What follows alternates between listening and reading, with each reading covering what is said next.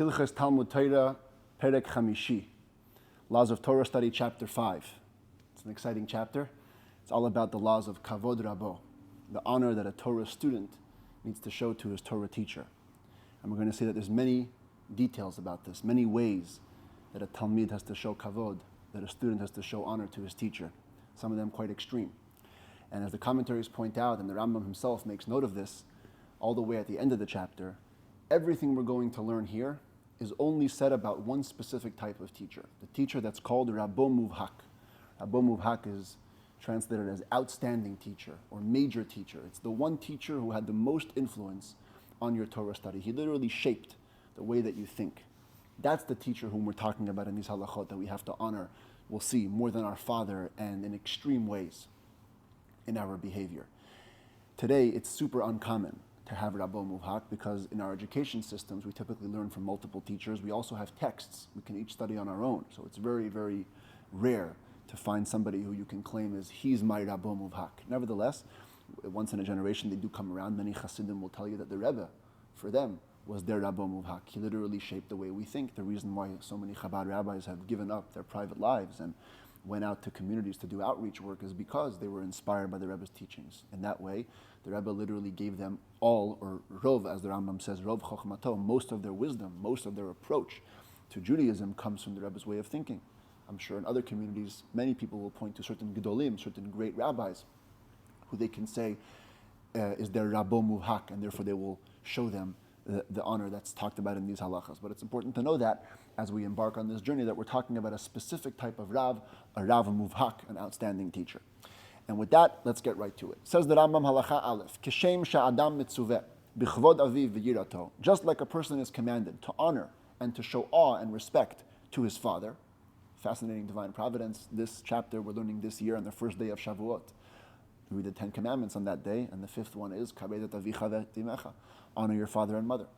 So just like a person is obligated to honor and show awe to his father, kach hu chayav bichvod rabo v'yirato, so too is he obligated to show honor and to show awe and respect to his teacher. Matter of fact, yater me aviv, he is obligated to show honor to his teacher more than to his father. Sha'aviv mivi'o l'chayei ha'olam hazeh, because your father can only take credit with bringing you to the life of this physical world. V'rabo shalimdo chochma, whereas the teacher who has taught you wisdom, mivi'o l'chayei ha'olam haba, he brings you to the life of the world to come, which of course is the ultimate life. And therefore, you have to honor him more than your father. The language of the Rambam is a bit curious because you don't say kishem kach, just like, so too, means it's on the same level. And here the Rambam says, just like your father, so too your teacher more than your father. That's not a so too.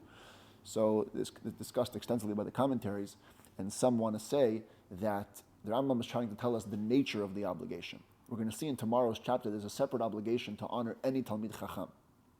The reason why you honor your teacher is not just honoring any Talmid Chacham plus. It's exactly like the nature of the honor you would accord your father. The same way, the feelings that you carry to your father, the importance that you attach to Kibud Av, that's the same level that you have to fulfill the Kavod Rav. As a matter of practice, you're going to do more for your teacher than you'll do for your father. But the nature of the obligation is linked to the nature of the obligation to honor our father. Let us see what it looks like. What does it mean to honor your teacher more than your father? Ra'ah, says the Rambam, he describes a case. You see Avedat Aviv va'Avedat Rabo. You see two lost objects on the ground. One you know is lost by your father, one by your teacher. Shal Rabo kodemet l'shal Aviv. Your teachers takes precedence over your fathers. You first return your teachers, then your fathers. Aviv v'Rabo nos'im b'masa. Similarly, if your father and teacher were carrying a load, each one their own load, maniach et shal Rabo v'achar kach shal Aviv. First you unload your teacher's load, then you unload your father's load. Aviv v'Rabo shvuyim b'shivya. Another case, says the Rambam, if your father and teacher were both in captivity, and the mitzvah of pidyon shvuyim, of redeeming captives, is super great. Nevertheless, podet Rabo v'achar kach podet Aviv. You first redeem your teacher, and then you redeem your father. However, says the Rambam, there's one exception. When do I say the teacher comes before the father? That's if the father's a regular guy. Ve'im haya aviv talmid chacham. But if your father, in addition to being your father, was also a talmid chacham, a Torah scholar, then podeh et aviv tchila. Then you indeed have to redeem your father first, because he has two benefits: the father and a talmid chacham, even if he wasn't your teacher. So too in the earlier cases, if your father was a Talmid Chacham, Afal pi she'eino shakul keneged rabo, even though, the Rambam here adds, even though he wasn't equal in stature to your teacher, and the commentaries say this even though also applies to the last case of Pidyon Shvuyim, of redeeming captives, your father doesn't need to be equal to your teacher in order to redeem him first. Even if he's just a regular Talmid Chacham, meshiv avedato v'achar kach meshiv avedat rabo. You return his lost object, your father's first, and then your teacher's, because again, your father has that added benefit of not just being your father, but also being a Talmid Chacham. The commentaries immediately point here to a contradiction, that later on, in the Rambam's 10th book, when he talks about the laws of returning lost objects, he makes it clear that if you see your father's and your teacher's lost object, you only return your father's first if he's equal in stature to your teacher. Here the Rambam writes, Afal pi she'eino shakul keneged rabo. How do we resolve that? Many answers given by the commentaries. The primary one would be that the language of the Rambam here indicates that you're able to return both. You see two lost objects, you're able to return them both. The order goes first to your teacher, except if your father is a wise man, then, no matter what, your father comes first. The halacha later on is talking about where you can't return both. You can only return one. Then, the only way your father takes precedence is if he's equal in stature to your teacher. That's how one of the commentaries wants to resolve the issue. Another way that the commentaries want to resolve is, it depends if your father, besides for being a Talmid Chacham, he also taught you. Here the Rambam is talking about where your father also taught you, unlike what I mentioned before. Before, when I was translating the halacha, I said he wasn't your teacher. But according to this commentary, here we're talking about your father who was your teacher. And therefore, even if he's not equal in stature to your teacher, you have to return his lost objects first. Later on, in Hilchot Avedah, the Rambam is talking about a case where your father was not your teacher. Then, in order for him to be his object to be returned first, he has to be equal in stature to your teacher. Says the Rambam, "Be'en lecha kavod gadol mikvod harav." There is no greater honor that can be accorded in this world than the honor accorded to a teacher. V'lo mora mimora harav. And there's no greater awe and respect that can be shown in this world than the respect you show to a teacher. Amru chachamim, said our sages, mora rabach kemora shamayim. Fearing your teacher is like fear of heaven. And lefichach, therefore, Amru, our sages said, our sages equated in 4 ways your teacher to Hashem. And we're going to go through the 4 ways and then talk about the difference between them, because they all sound pretty similar. Kol hacholek al rabo. Anybody who argues against his teacher, kecholek al hashchina, is like arguing against the Shekhinah, the divine presence. Shene'emar b'hatzotam al Hashem, as it says about Korach. Korach's rebellion against Moshe, the Torah describes it as an incitement against Hashem, even though it was an argument against Moshe. Because arguing against Moshe is like arguing against Hashem. V'chol ha'osem merivayim rabo. Anybody who makes controversy with his teacher, ke'osem merivayim hashchina, it's like making controversy with the divine presence. Shene'emar, as it says, when the Jews complained about the lack of water, it says, Heima me meriva, they're called the waters of strife, of argument, asher ravu b'nei Yisrael et Hashem, where the Jews engaged in an argument with God, even though the complaint was against Moshe Rabbeinu, but meriva with your teacher is like meriva with Hashem, by Yikadesh Bam, and Hashem became sanctified through those waters. Thirdly, v'chol ha'mitra'em al rabo, anybody who complains against his teacher, can mitra'em al Hashem, is like complaining against Hashem. Shene'emar, as it says in the Torah, when the Jews originally complained about lack of food, and Moshe Rabbeinu answered them. What did he say? Lo aleinu tlunotechem ki al Hashem. Not upon us is your complaint. Your complaint should be directed to God. Because when you complain against Moshe, it's like complaining to God. V'chol hameharher achar rabo. Anybody who thinks badly about his teacher, ki ilu meharher achar shchina, is like somebody who thinks that the Shechina, Hashem's presence, also had bad intentions. Shene'emar, as it says, Vayedaber ha'am belokim u'v'Moshe. This is when the later on in the Torah, the Jews were upset about the food that they had. They weren't lacking food. They were just complaining about the man. They said it's lechem haklokel. It's food that's ruining our insides, because they didn't have to go to the bathroom ever. And they told Moshe that we're going to explode one day. Meanwhile, Hashem had good intentions. It was all to help them have the most benefit from the food possible. And the Torah considers this to be Vayedaber ha'am belokim u'v'Moshe. Even though they spoke out against Moshe, it's considered to have been spoken out against Hashem as well. Because thinking that Moshe Rabbeinu had bad intentions in bringing the manna is like thinking bad intentions about the Shekhinah. The commentaries explain that there's 4 different stages here. Arguing, the first one, cholek al rabo, is, as the Rambam will define immediately in the next halacha, when you sit and argue on his rulings. Korach, that's what he did. He argued on Moshe's rulings. Moshe said only one person can be the Kohen Gadol. He wanted a bunch of people to bring the Ketoret. That's cholek. Cholek is literally a basic argument of ruling. Miriva, complaint, is when not, or controversy, is when you're complaining, but once you're complaining, you're adding insults and just, you get into a whole fight when you complain. As actually happened in the verse that the Rambam quotes, when the Jews complained about the water, they didn't just say, we're thirsty. They started saying, we wish we would have died earlier, and how could you do this to us? In other words, once they're in it, they just go all the way in and start doing miriva. That's the level of complaint. That's the level of controversy. The third level of complaint is where you're not going and complaining extra, like the miriva, but when you complain, you word your complaint as though the teacher is some cruel person. As indeed the Jews did in the verse that the Rambam quotes, when they told Moshe about the lack of food, they didn't just say we're hungry. They said, you took us out of Egypt, lahamit et kol ha'kahal hazeh bara'av, to kill everybody in hunger. That's why you did it. So they make the teacher into an akhzar, into a cruel person, over their complaint. But at least their complaint had validity. They didn't have food. They were complaining about something that was lacking. The fourth one, meharher achar rabo, is where you're not lacking anything. Like the Jews, they weren't lacking food, they had the man, but they were ascribing bad intentions. Meharher means you think about the intentions. They were considering the possibility that Hashem or Moshe had done it for the wrong reasons. And even there, that's like going against the Shekhinah. That's the four levels of cholek, meriva, mitraem, and meharher. Now the Rambam goes into the halachot of cholek. What does it mean to dispute rulings of your teacher? We're going to see it's not just disputing, arguing on rulings. It's actually being a halachic decider. You cannot issue halachic rulings if your teacher hasn't given you permission or if you're in his presence. And I'll let the Rambam do the detailing on that. Halacha bet. Ezehu cholek al rabo. What's the basic definition of arguing on your teacher? Zeh shekovea lo midrash. It's somebody who sets up a study hall, v'yoshev v'doresh umulamed, and he sits and he expounds and he teaches, shelo birshut rabo, without the permission of his teacher, v'rabo kayam, and his teacher is alive. Teacher passes away, we're going to say later about that. Teacher is alive, didn't give permission, and he's sitting and teaching Torah. V'afal pisha rabo b'mdina acheret, even if his teacher is in a different country. That's already considered cholek al rabo. You don't have to actually argue on what he said. You're just taking the authority, the liberty into your hands of being a halachic ruler. So that's when you're not in your teacher's presence.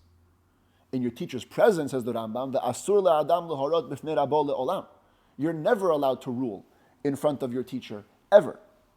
When you're not in front of your teacher, the Rambam seems to indicate, and he's going to say later, that there's certain cases you get permission, you can teach, teacher passes away. If you're in front of your teacher, you can never issue halachic rulings.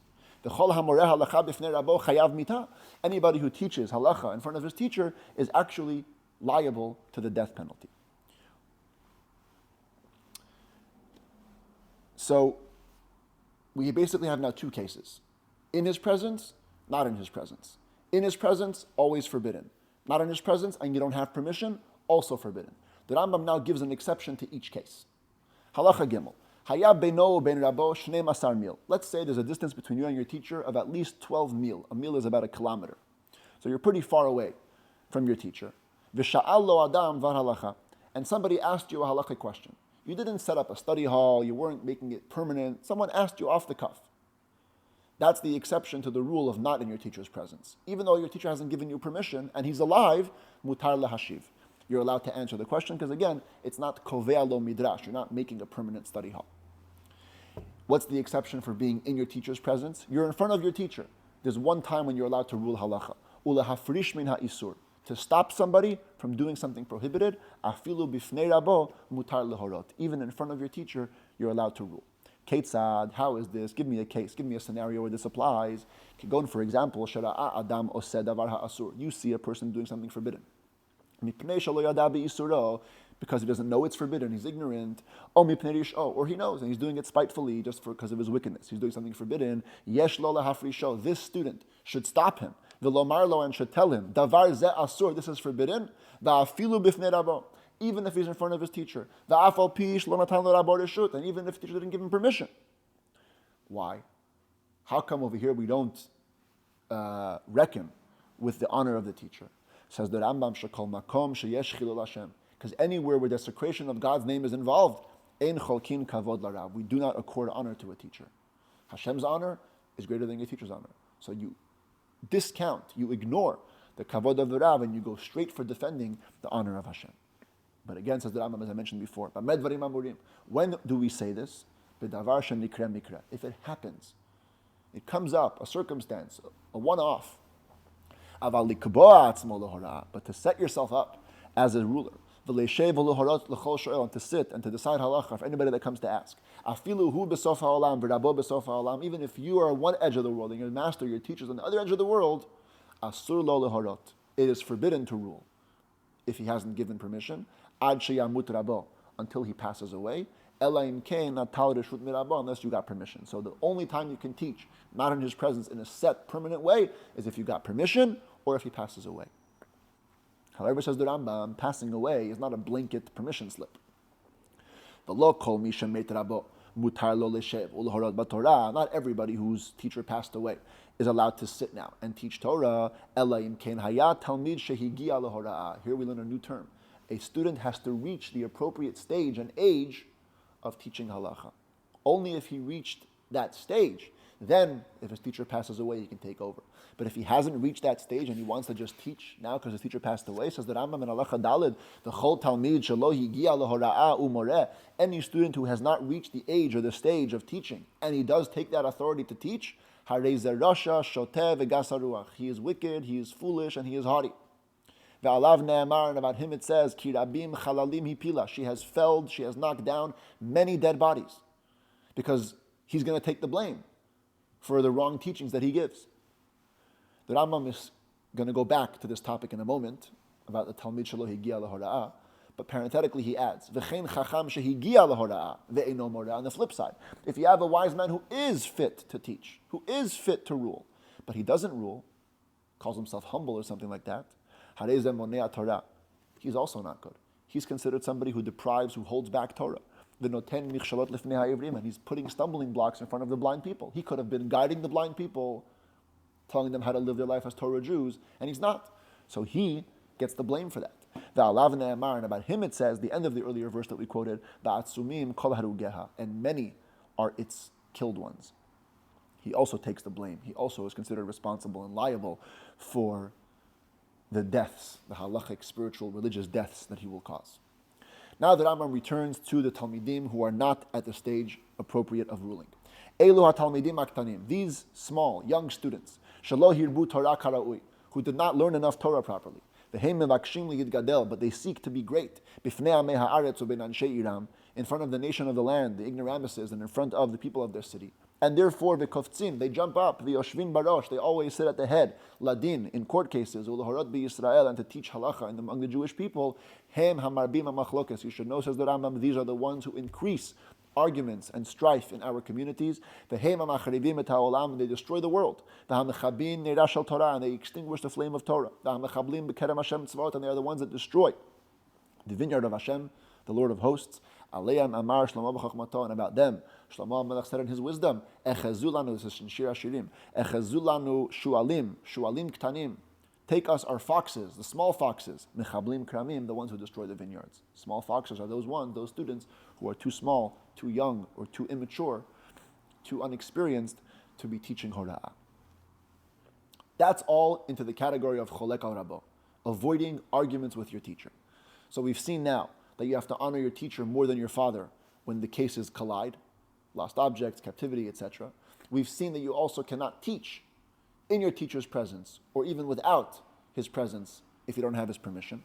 And now we're going to go on to a number of more ways to show honor to your teacher. We begin halacha hey with the ruling ve'asur lo letalmid likrot lerabo bishmo. It is forbidden for a student to call his teacher by name. And I must say here that in the following halacha, there's going to be two variant texts with major implications in practical halacha. We're going to first go with the text that's in here in the Moznayim Rambam, as we always do in these classes, and then I'll reference, just in short, what the other text says. So here we have the following halacha. You cannot call your teacher by name, va'afilu shelo b'fanav, even not in his presence. V'hu, the Rambam immediately adds a qualification to this rule. That only is sheyiyeh Hashem peli, that the name is rare. Shekol hashomea yeda shehu ploni. That everybody who hears him talking will know he's referring to his teacher. That's the only time you're not allowed to mention, you're not allowed to call your teacher by name if he's not present. If it's a rare name, the implication immediately is, if we're going with this version of the text, that if it's not a rare name, then if the teacher is not present, you could mention his name. That's as far as not in the teacher's presence. Let's return to the teacher's presence. You certainly cannot call him by name. The Rambam adds even further, V'lo yazkir shmo b'fanav. You cannot even mention his name in his presence, even if you're not talking to him. Let's say your teacher's name is Avraham, and you have a friend who's also called Avraham. You cannot say, Avraham, talking to your friend, if your teacher is there. Even to call others who have the same name as your teacher, you cannot do that if he's there. Just like you would do with the ruling, with the name of your father. The Rambam will discuss this later at the end of his work, where he discusses Kibud Ava'im. He says the same thing. If your father is present, you can't call others who have the same name by their name. Ella, rather, what must you do? Yishaneh et shmam. You must change their name. So if your teacher's name is Avraham and you have a friend whose name is Avraham, you call him Avremi or Avremel, Avremke. Give him a nickname. And the Rambam says this nickname must stick afilu la'achar motam. Even if that friend later on dies and your teacher's in the room and you want to talk about him, you still can't say Avraham. You must use that nickname, Avremi or Avremke. Now, according to this text, the Rambam only gave the qualification of the rare name in the beginning of the halacha, which means the second part of the halacha, in your teacher's presence, applies even if it's not a rare name. And that's how many commentators understand it. Other texts of the Rambam have that line about the rare name inserted not in the beginning of the halacha, but right over here, after all the rulings of both in his presence and not in his presence. And then the Rambam says that's only if he has a rare name, which means that all the rules of talking about him not in his presence and to other people in his presence apply if it's a rare name. If it's not a rare name, if his name is Avraham and you have a friend Avraham, according to that text, you would allowed to call him Avraham because it's not a rare name. So just pointing that out, how one difference in where a line goes could make a major nafkamina, a major ramification in Jewish law. The Rambam continues on how we show respect to teachers. V'lo yitain shalom l'rabo o yachazir lo shalom. You don't greet your teacher or return a greeting kederech shenotnim l'reim, like you would give a greeting to your friend, umachzirim zelazeh, or return a greeting as you would to a friend. You can be more casual with a friend. You don't have to be so serious and focused. When you're talking with your teacher, you greet in a very refined way. Ella, rather, says the Rambam, shochel lefanav, you bow your head before him. Ve'omer lo b'yir'ah v'chavod, and you say with fear, with honor, shalom alecha Rebbe, peace unto you, my teacher. That's if you're initiating the greeting. If you're returning it, v'im natan lo rabo shalom, if your teacher gave you greetings first, and you're answering, yachazir lo, you should answer him with the following words, shalom alecha Rabbi umori, peace unto you, my teacher and my master. Again, not being casual, out of respect. Halacha vav, v'chein so too, lo yachalot tfilav lifnei rabo. You cannot remove your tefillin while your teacher is there. In the next book of the Rambam, we're going to see that when the Torah is out, you can't remove your tefillin. In the same way, when the walking Torah, your teacher is out, you can't take off tefillin. V'lo yasev, you may also not recline. Ela yoshev ki yoshev lifnei hamelech. You must sit in his presence like you sit before a king. It's a big halacha, especially in those days, because they were constantly reclining. Most people used to eat reclining on a daily basis. And in your teacher's presence, you don't recline. Matter of fact, this has relevance today too, on the Seder night. When we do haseba, we lean. When we drink the 4 cups and we eat the matzah, if you're in front of Rabbo Muvhak, if you're in front of your outstanding teacher, you do not lean. At the Rebus Seder, when the Rebbe would do the Seder in his mother-in-law's apartment, after his father-in-law passed away from 1950 to 1970, and Hasidim would come and partake of the Seder with him, they would not lean in his presence. The Rebbe himself, when he came to America in 1941 and did some of the Seders in his father-in-law's apartment while he was still alive, he didn't lean in front of his father-in-law. So it has real application. V'lo yitpalel, says the Rambam, you should not daven, lo lifnei rabo, v'lo la'achar rabo, v'lo betzad rabo. When you daven, you should not be in front of your teacher, behind him, directly behind him, or on his side. The ein sarich lomar, needless to say, sha'asur lo lehalech betzido, you can't walk on his side like a friend does. But even to daven, when you're both focused on God, you can't be on his side. You can't be like equals. Ela yitrachek la'achar rabo, you distance yourself behind him, And even when you're behind him, you don't be aligned directly behind his back. A little bit to the side. And then you daven. Another way to show honor to your teacher, and you don't go into the bathhouse with your teacher while he's bathing. It's private. No one should see him undressed. You don't sit in the space reserved for your teacher. And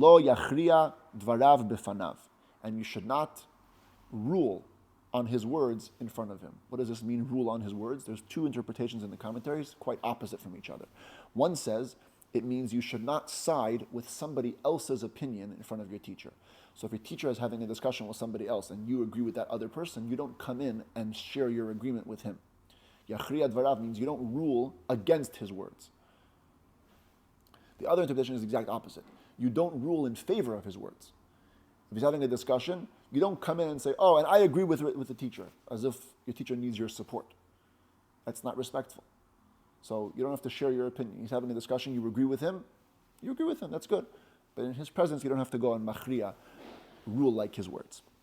Certainly, below yistor et dvarav, you don't contradict his words, not him with someone else's discussion. It's between you and him yourself, and you want to go contradict him. You don't contradict him in front of him. You don't sit in your teacher's presence till he tells you to sit. You don't stand when you're at a lecture, sitting in class. You don't get up from the class until he tells you to stand. Or you get permission to stand.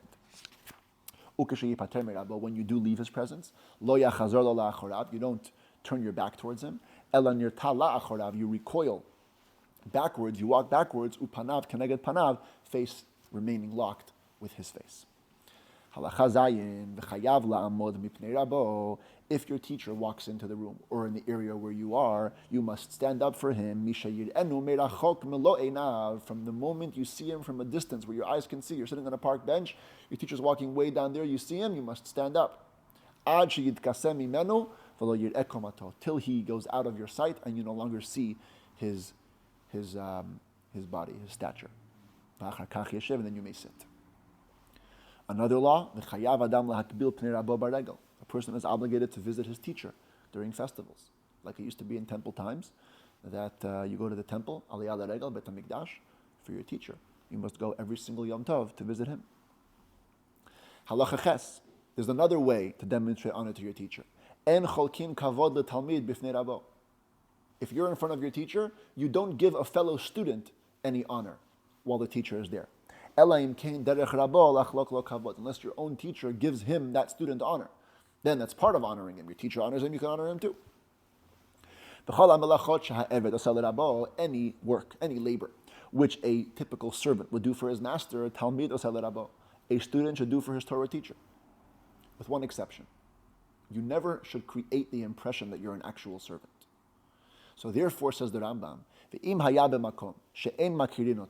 if he was in a place where nobody knew who he was, then he shouldn't take the risk of having people think he's a slave. He didn't have tefillin. See, Jewish servants didn't wear tefillin. A servant is like a woman. He's exempt from all mitzvahs that a woman is exempt.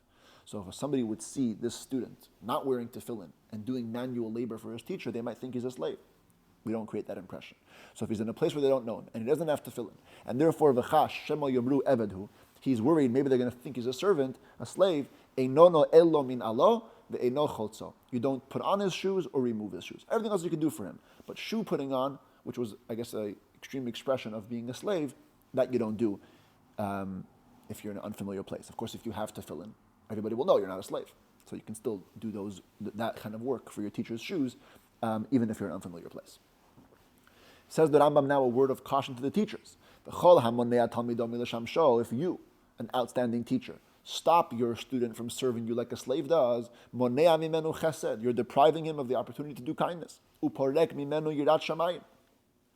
And you take away, you remove from him his fear of heaven. And the student now, any student who deals lightly, who discounts anything from the honor of his teacher, he causes the Shekhinah to be removed from the Jewish people. So it's extremely important to show honor to the fullest extreme. Halacha tet, ra'a rabo over al divrei Torah. If you see your teacher transgressing Torah halacha, How do you show respect there? You can't contradict him. How do you bring him to the awareness that he's doing something wrong? Says the Rambam, what you do is, Omer lo, you tell him, Limadatanu Rabbeinu kach v'kach. Our teacher taught us so and so. You just mention the ruling. You don't say you're doing something wrong. You just say, Rebbe taught us so and so. And then the Rebbe will come on his own to realize what he's doing. Any time as well, not just to separate him from doing something wrong. Anytime you mention a teaching in front of your teacher that your teacher told you, Omer lo kach limadtanu rabbeinu. You always preface it by saying, so our teacher taught us.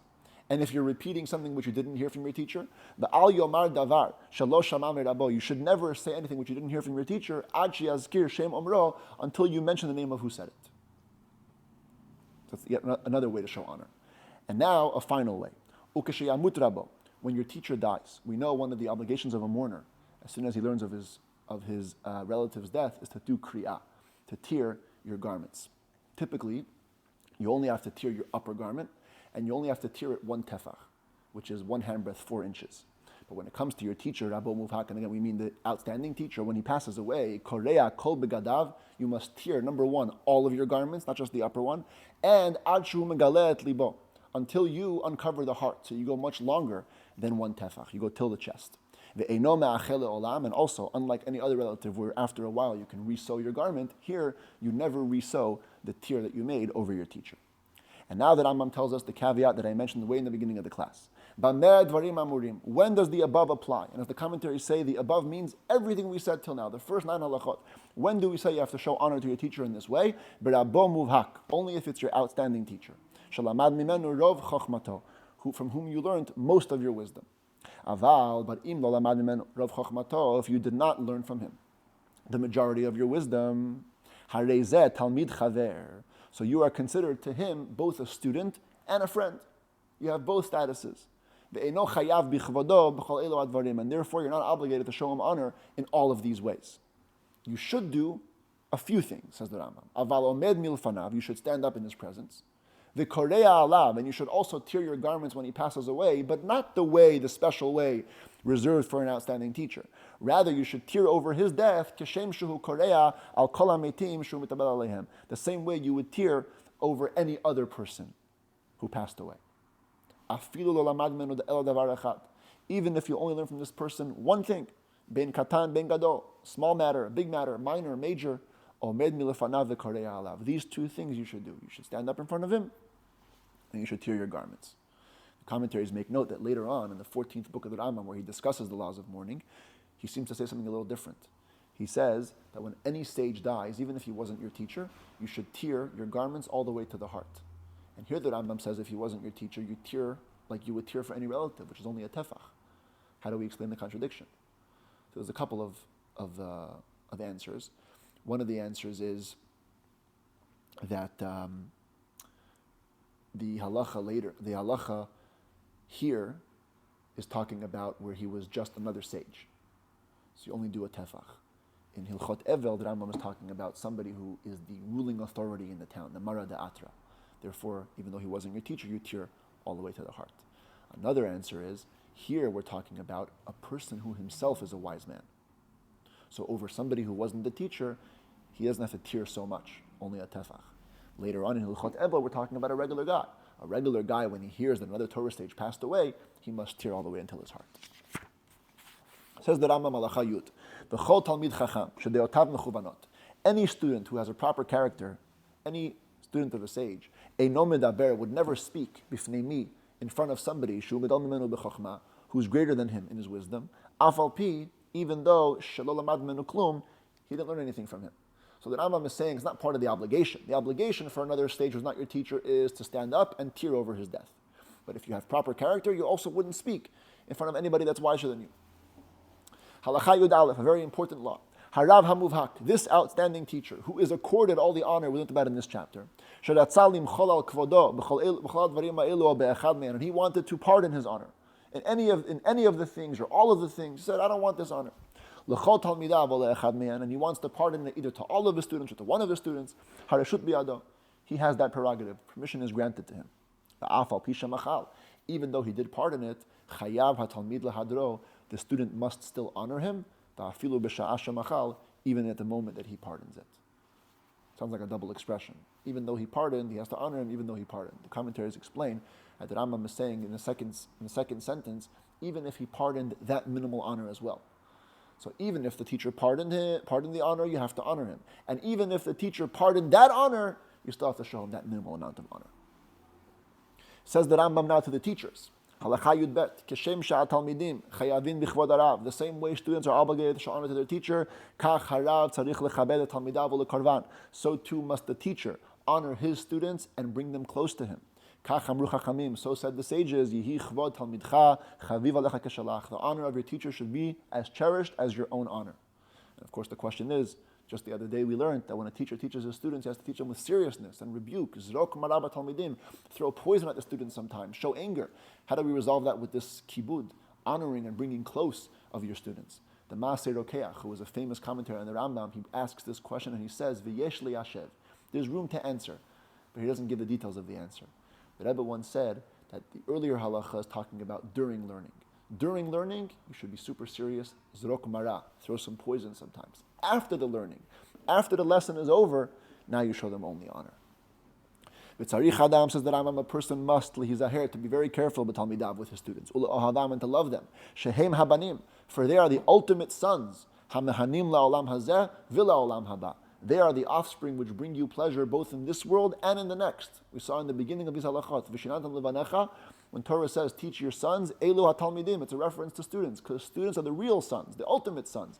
They bring you pleasure both in this life and in the next. And the final halacha says that Rambam halacha yud gimel, hatalmidim mosifin chochmat harav u'marchivin libo. Students, just by their existence, just by having students, they add to the wisdom of the teacher and they broaden his heart.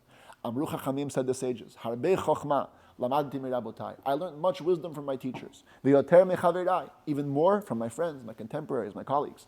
Umi talmidai yoter mikulam. But from my students, I learned more than anybody. Ukeshem, and the Rambam adds another sentence. Ukeshem she'etz katan madliket hagadol. The same way a small piece of wood lights up a big piece of wood. You use a small wood chip to light up, start a fire so the log can burn. Kach talmid katan mechaded harav. So too there's the small student who seems to be very small. He can sharpen the teacher ad sheyotzim mimenu b'she'ilotav, until he can extract with his questions. He can extract from the wise man chochma mefo'ara, brilliant and beautiful wisdom. The Rambam seems to be saying the same thing twice. The Rebbe once explained it means the first paragraph is talking about the student by virtue of existing. When a teacher knows he has to go in and deliver a lecture to students that are listening, it forces him to organize his thoughts, to clarify his opinion, to make sure that the lecture is going to come out in a beautiful way. So the essence, the essential existence of Talmidim already adds to the Chacham's wisdom.